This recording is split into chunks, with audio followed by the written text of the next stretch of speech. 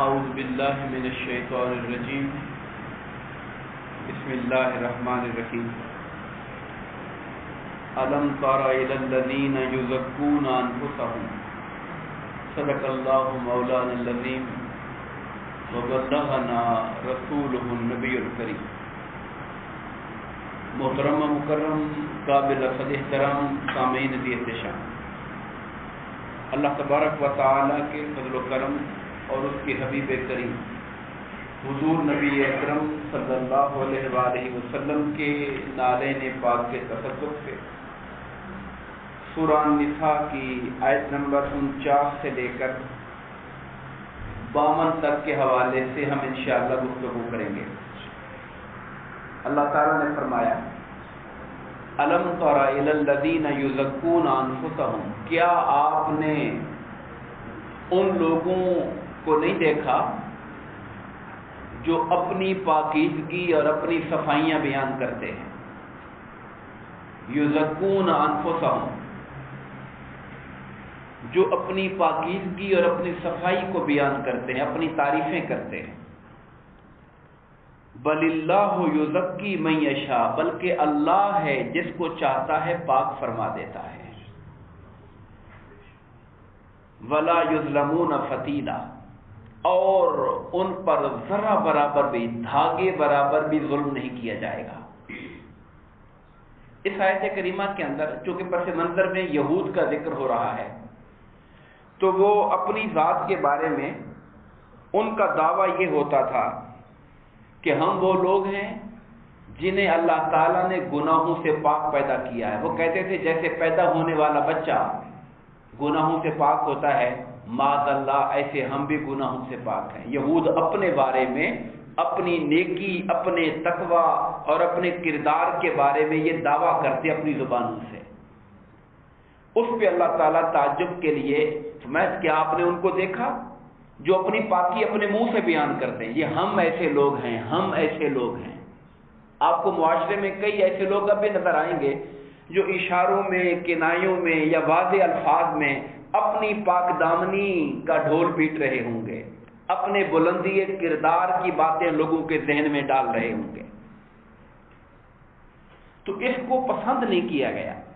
اپنی تعریف کرنا، ایون اپنی تعریف کو سننے کی خواہش رکھنا بھی تعلیمات نبوی کی روشنی میں ناپسندیدہ ہے۔ اپنی تعریف سننے کا شوق رکھنا، خواہش رکھنا، جسے کہتے ہیں خوشامد پسند ہونا، اس بات کو بھی ناپسند کیا گیا۔ بلکہ کہا گیا کہ جب تم کسی مداحین جو بہت زیادہ لوگوں کی خوشامدیں کرتے ہیں ان کو سنو تو ان کے منہ میں مٹی ڈالو، کنکر ڈالو، یعنی ان کو چپ کرواؤ۔ اور ہمارے معاشرے کے اندر یہ باتیں بہت عام ہیں۔ عام دنیا داروں کو چھوڑ دیں، ہمارے جو دینی لوگ ہیں، علماء کرام کے معاملے کے اندر بھی ہم دیکھتے ہیں، ہم خود مدعو ہوتے ہیں مختلف مقامات پر، اور لوگ جب کسی عالم کو اسٹیج پر خطاب کے لیے دعوت دیتے ہیں تو ساتھ وہ لقب لگاتے ہیں کہ بندہ سن کے شرمندہ ہو جائے۔ یعنی آپ کے نام کے ساتھ، علماء کے نام کے ساتھ کوئی استاد، کوئی عالم ہے، ٹھیک ہے، عالم ہے، علامہ ہے، اساتذہ کا، طلباء کا پڑھانے والا ہے، استاد العلماء ہے، جو حق ہے، جو درست ہے وہ تو درست ہے۔ میں درست اور صحیح بات سے انکار نہیں کر رہا۔ جائز تعریف کرنا، صحیح تعریف کرنا اور موقع محل کے مطابق بات کرنا، اس میں کوئی حرج نہیں ہے، مگر ایسی تعریف جس میں جھوٹ شامل ہو جائے، جو حقیقت پر مبنی نہ ہو۔ اور یہی چیز ہم دیکھتے ہیں، میں بعض اوقات سوچتا اور حیران رہ جاتا ہوں اپنے بزرگوں اور پیروں کے ساتھ۔ کوئی اپنے پیر اور بزرگ کو غوث سے نیچے رکھتا ہی نہیں ہے، ہر ایک کا پیر غوث ہے۔ مطلب ایسے القاب ساتھ لگائیں گے، کبھی آپ پڑھ کے دیکھیے گا تو تعجب اور حیرانی ہوتی ہے کہ ہم لوگوں کو کیسے کشف ہو گیا کہ یہ بندہ قطب کے مقام پہ چلا گیا، یہ غوث ہو گیا ہے، یہ فلاں درجے پر پہنچ گیا، اس کا ہمیں علم کیسے ہوا، ہم نے جانا کیسے اس بات کو؟ تو جس بات کو ہم جانتے نہیں ہیں اس کے بارے میں یقین کے ساتھ دعویٰ کر دینا کہ یہ فلاں درجے کے بزرگ ہیں، میرے خیال میں یہ بھی ایک نادرست بات ہے، جس کے نتیجے کے اندر انسان اس تعریف کا مرتکب ہوتا ہے جو تعریف از روئے شریعت جس کو درست نہیں کہا جاتا۔ اسی طرح آپ جانتے ہیں کہ حضرت یوسف علیہ السلام جیسی ہستی ہیں، 13واں پارہ جہاں سے شروع ہوتا ہے، جب آپ نے اپنی آپ کا جو کردار آپ نے دیکھا کہ فرعون بلکہ اس جو عزیز مصر تھا اس کے محل کے اندر پرورش پائی، اور زلیخا نے آپ کو گناہ کی طرف آمادہ کرنا چاہا، اور آپ نے ایک باوقار خوبصورت دولت مند خاتون کے دعوت کے باوجود اپنے آپ کو بد کرداری سے بچائے رکھا، مگر اس پر بھی آپ نے جانتے کیا کہا، وما ابرئ نفسی، میں اپنے نفس کو پاک صاف ہونے کا دعویٰ نہیں کرتا، ان النفس لامارۃ بالسوء، نفس تو انسان کو برائی پر اکساتا ہی رہتا ہے، الا من رحم ربی، سوائے اس پر جس پر میرا رب رحمت فرما دے۔ رب کی رحمت ہو تو انسان نفس کے ہیلوں سے بچتا ہے، اگر اللہ کی رحمت شامل حال نہ ہو تو کوئی تقویٰ اور کوئی انسان کے علم اور دینداریاں پیچھے رہ جاتی ہیں اور شیطان غالب آ جاتا ہے انسان پر۔ تو یہ اللہ کے نبی کے الفاظ ہیں کہ وہ بھی فرما رہے ہیں کہ میں اپنے نفس کی برات نہیں کرتا۔ حضور نبی کریم علیہ الصلوۃ والسلام نے تو صحابہ اور صحابیات کی ایسی تربیت فرمائی کہ ایسے ناموں کا بھی رکھنا پسند نہیں کیا جس نام کے اندر اپنے کمال کا اظہار ہو رہا ہو۔ ایک خاتون تھی جن کا نام برا تھا، برا بر سے نکلا ہے، بر کہتے ہیں نیکی کو اور برا کہتے ہیں نیکوکار کو، نیکوکار برا۔ تو آپ نے کہا نہیں یہ نام نہ رکھو، اپنا نام زینب رکھو، چونکہ تمہارے نام سے خود نمائی کی ایک بو آتی ہے۔ برا کہاں ہے؟ میں برا ہوں۔ آپ کون ہو؟ میں برا ہوں، یعنی میں نیکوکار ہوں۔ حالانکہ کوئی بندہ جب اپنا نام بتاتا ہے تو اس کا ارادہ یہ ہوتا نہیں ہے، مگر پھر بھی ایک وہم اور ایک خیال پیدا ہو رہا ہے، تو آپ نے اس سے بھی منع فرمایا اور ان کا نام برا سے بدل کے زینب رکھ دیا۔ بعض اوقات اور وجوہات بھی ہوتی تھی، ایک کا نام کسی خاتون کا نام برکت تھا تو آپ نے کہا نہیں یہ نام بدل دو، حالانکہ برکت نام میں خرابی کوئی نہیں تھی، مگر ایک شگون تھا اس کے اندر۔ وہ کیا تھا؟ اگر برکت بی بی گھر میں نہیں ہے، بندہ پوچھتا ہے جی برکت ہے؟ نہیں برکت نہیں ہے، تو یہ جو برکت نہیں ہے گھر میں، اس سے بھی ایک بدشگونی لازم آتی تھی۔ سرکار نے اس سے بھی اجتناب کیا، کہا نہیں ایسا نام نہ رکھو جس سے یوں کہنا پڑے کہ نہیں ہے گھر کے اندر برکت۔ تو مختلف طرح کے جو نام ہیں ان کے اندر خود ستائش پائی جائے، تعریف پائی جائے یا کوئی اور شگون پایا جائے تو آقا کریم علیہ الصلوۃ والسلام نے اس سے منع فرمایا۔ سرکار کی بارگاہ میں ایک وفد آیا، مقدام بن شرح روایت کرتے ہیں، وہ کہتے ہیں کہ میں اپنی قوم کے ساتھ سرکار کی بارگاہ میں حاضر ہوا تھا تو آپ نے سنا کہ لوگ میرے باپ کو ابو الحکم کہہ رہے ہیں۔ ابو الحکم کا معنی ہوتا ہے دانائی کا باپ۔ ابو جہل جو سرکار کے زمانے کا سب سے بڑا دشمن تھا مکی دور کا، جو بدر مارا گیا، اس کو بھی لوگ ابو الحکم کہتے تھے، مگر سرکار نے فرمایا یعنی کہ اس دانائی کا کیا فائدہ جو انسان کو رب کی معرفت نہ کرنے دے۔ کہا یہ تو ابو جہل ہے، تو میرے آقا کا فرمایا ہوا جملہ قیامت تک کے لیے اس کے لیے ثابت ہو گیا، اسے ابو جہل کہا جاتا ہے، حالانکہ لوگ اسے ابو الحکم کہتے تھے۔ یہ جو روایت ہے سنن ابو داؤد کی، اس میں بھی مقدام کہتے ہیں کہ میرے والد قوم کے ساتھ آئے اور لوگ میرے والد کو ابو الحکم کہہ کے پکارتے تھے۔ حضور نبی کریم علیہ السلام نے سنا تو ان کو بلا کے فرمایا کہ سنو، حکم اور فیصلہ اور دانائی تو اللہ کے پاس ہے۔ سرکار نے اس بات کا رخ خدا کی طرف متوجہ کروا دیا کہ ہمیں زیب نہیں دیتا کہ ہم کہیں ہم دانائی کے باپ ہیں، ہم کہیں کہ ہم فلاں ہیں۔ کہا یہ تو اللہ تعالیٰ کی شان ہے، اللہ کی طرف راجع ہوتا ہے، تم نے یہ کنیت کیوں رکھی ہوئی ہے اپنی؟ تو انہوں نے جواب میں کہا کہ یا رسول اللہ، لوگ میرے پاس آتے ہیں جھگڑے لے کر، میں ان کے درمیان فیصلہ کرتا ہوں تو لوگ میرے فیصلے پہ راضی ہو جاتے ہیں، اس لیے مجھے ابو الحکم کہا جاتا ہے۔ تو سرکار نے فرمایا تمہارے بیٹے کتنے اولاد ہے؟ اس نے کہا 3 بیٹے ہیں۔ بڑا بیٹا کون سے؟ کہا شریح۔ کہا تم ابو شریح ہو، اپنا نام ابو شریح رکھو، ابو الحکم نہ رکھو، کہ اس کے اندر اپنے بڑے پن، خود نمائی، اپنے علم، اپنی حکمت اور اپنی اس کا ایک انسان کی وہ جو خود ستائی اور خود نمائی کا پہلو ہے وہ سامنے آتا ہے۔ یا سرکار نے اس سے ان کو منع فرما دیا تھا۔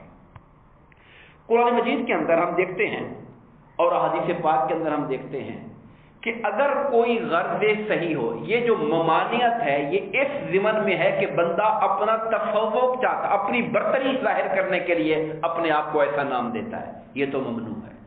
لیکن اگر کوئی بندہ اللہ تعالیٰ کی نعمت کے اظہار کے لیے کہ میرے رب کا مجھ پر احسان اور انعام ہے، اس نے مجھ کو یہ خوبی عطا فرمائی ہے، یا اللہ تعالیٰ کے احسانات کا شکر مند ہونے کے لیے ذکر کرتا ہے جس کو تعریف نعمت کہتے ہیں، تو اس کے اندر حرج نہیں ہے، اس لیے کہ آپ جانتے ہیں کہ آقا کریم علیہ الصلوۃ والسلام نے بھی ارشاد فرمایا قیامت کے دن میں تمام اولاد آدم کا سردار ہوں گا اور مجھے فخر نہیں اس بات کے اوپر۔ یہ حقیقت کا بیان ہے، اللہ تعالیٰ کے احسانات کا بیان ہے۔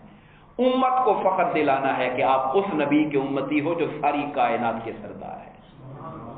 تو سرکار نے یہ لفظ تو بولے، مگر ان لفظوں میں وجہ اپنے نفس کی برتری کا اظہار کرنا نہیں تھا، وجہ اس کا اللہ کے احسان کا اعتراف اور امت کی حوصلہ افزائی مقصود تھی۔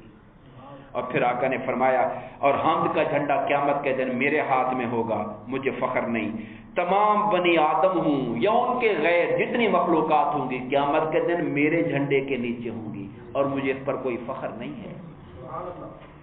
اور سب سے پہلے میری قبر شک ہوگی اور میں اپنی قبر انور سے باہر قیامت کے دن تشریف لاؤں گا اور مجھے اس پر کوئی فخر نہیں ہے۔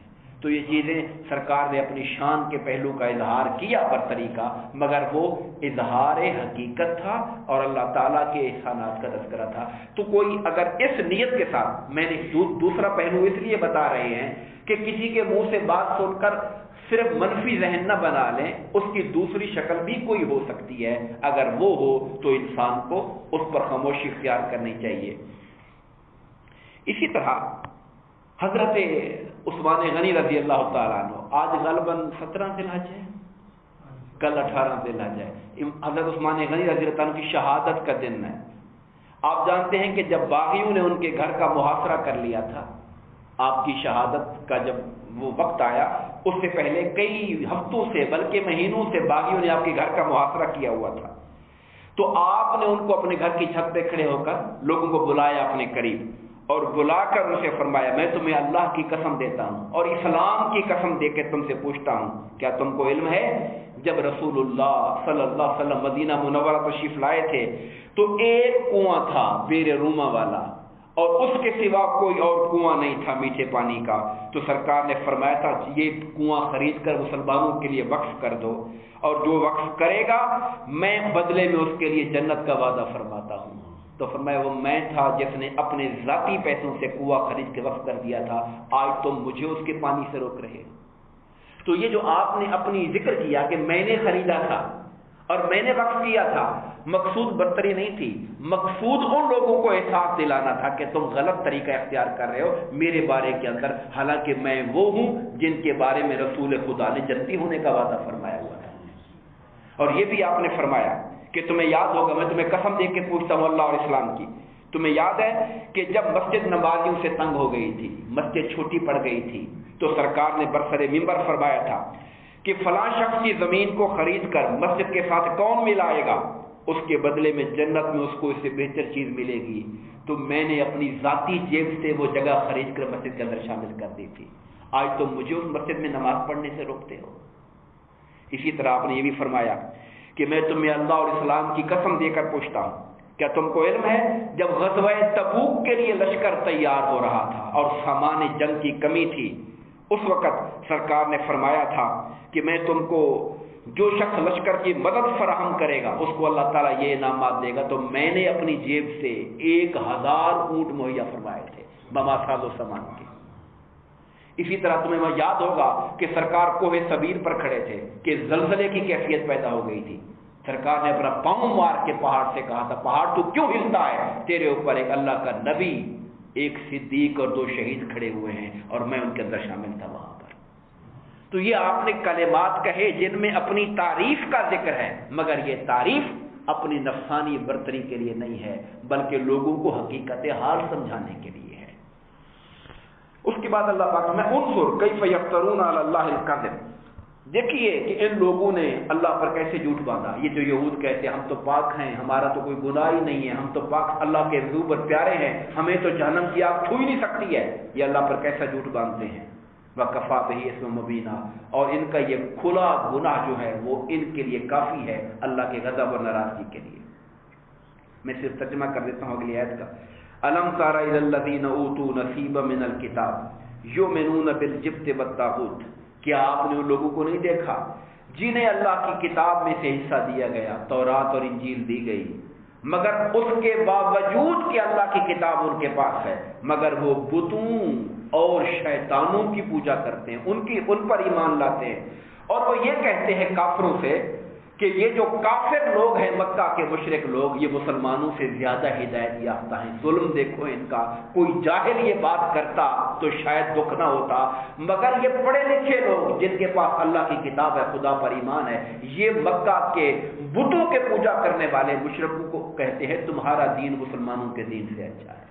ان لوگوں کا حال دیکھو کہ یہ لوگ کس قدر جھوٹ بولتے ہیں خدا کی ذات پر۔ اولئک الذین لعنہم اللہ، یہ وہ لوگ ہیں جن پہ اللہ نے لعنت کر دی ہے۔ ومن یلعن اللہ فلن تجد له نصیرا، اور جس پہ اللہ لعنت کر دے پھر کائنات میں تم کوئی اس کا مدد کرنے والا نہیں پاؤ گے۔ دعا فرمائیے اللہ تبارک و تعالی ہم سب کو اپنے کلام پاک کو سمجھنے، پڑھنے اور عمل کی توفیق عطا فرمائے، آمین۔ وما علینا الا البلاغ۔